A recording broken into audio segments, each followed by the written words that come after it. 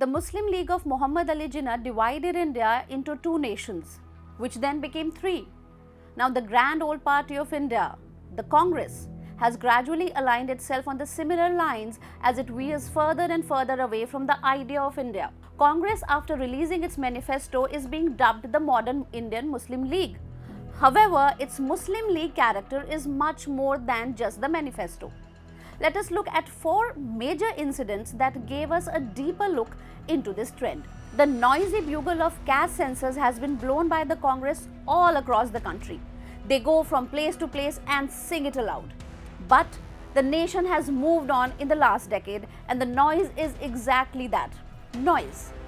To apparently unite the opposition, the Congress is holding this divisive card that can have no possible good results in the medium or the long term for the Indian people. Although the Congress believes it might garner votes in the short term without caring about the consequences the nation might have to face. What is more interesting is the fact that a similar census was held during UPA too, but was never made public. They are now promising that the caste census, which was held when they were in power, shall be made public. They are also promising to put the 50% cap on reservation into the dustbin. This lollipop of caste census has a resounding similarity to the demand of separate electorate that was made by Jinnah. Congress is afraid of losing the elections thoroughly and is now ready to divide India the same way the Britishers did, just so that they could divide and rule us. The Congress has been shamelessly being polarizing the voters in India. They engage in a tactics of scaring the minorities of an impending doom and then asking them to vote for them. Why? Because they will protect them. From what? God only knows. Recently, they engaged in scaring the Muslims of Assam by creating false narratives around CAA and NRC.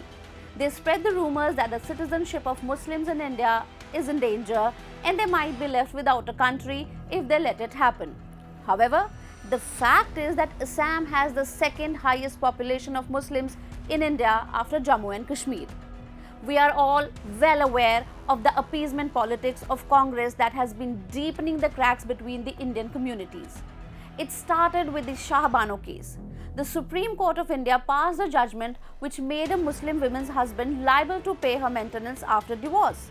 This was seen as an encroachment on the personal laws of Muslims. So the Muslims lobbied and the Congress went straight ahead and appeased them.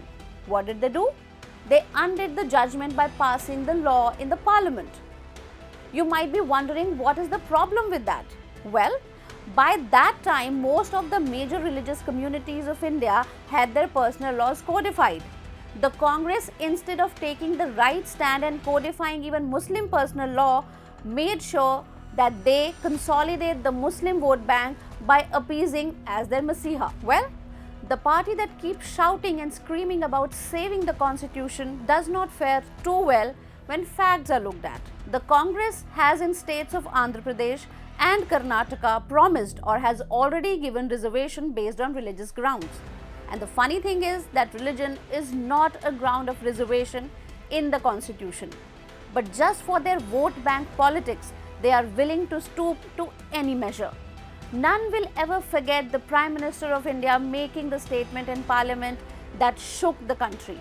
That remark where Manmohan Singh claimed that the minorities have the first right to the resources of India. What should the majorities do? Do they not have an equal claim? Is it lesser? Shouldn't it be more rather? To divide the communities, Britishers also provided for separate electorate to maintain their false sense of separation. This is what helped them maintain their hegemony over a pious land. The Congress is again trying to do the same. The Sharia Act came in 1937. This is what bound the Muslims in India to their personal laws. Before this act, the way personal laws functioned in India was quite remarkably agile. The opposition to the UCC by the Congress and the defense of the personal laws over the UCC reeks of the same mentality of the Britishers, where they were out to divide and control the Indian people. The aim was to not let culture intermingle and grow into a comfortable and healthy unity.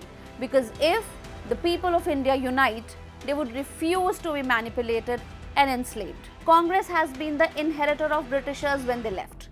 They have not been much more than brown sahibs that Britishers created to consolidate their rule. And no wonder that brown sahibs still use the same tricks taught by their masters. The Congress has an alliance with the Indian Union Muslim League. This is a party that wants Sharia law and separate seats reserved for Muslims. They have formed alliance with the Congress multiple times during Kerala elections and were also a part of the UPA government. When the IUML was formed, Prime Minister Nehru called it a party of riots and called this party a traitor when elections were being held in Kerala. Yes, and the Congress today is in alliance with that same traitor party. The IUML leaders have been implicated in the 2003 Marad massacre. A.K. Antony of the Congress, who was the CM of Kerala at the time, opposed any CBI investigation into the matter. Pinarayi Vijayan said that the Muslim League was growing more extremist by day and it was becoming difficult to tell any difference from Jinnah's Muslim League. In fact, it has become clear that Congress is finally showing its true colors outrightly and is nothing but a mirror image of Muslim League. They can divide India and Indians to any extent as long as they can cling to power and maintain it.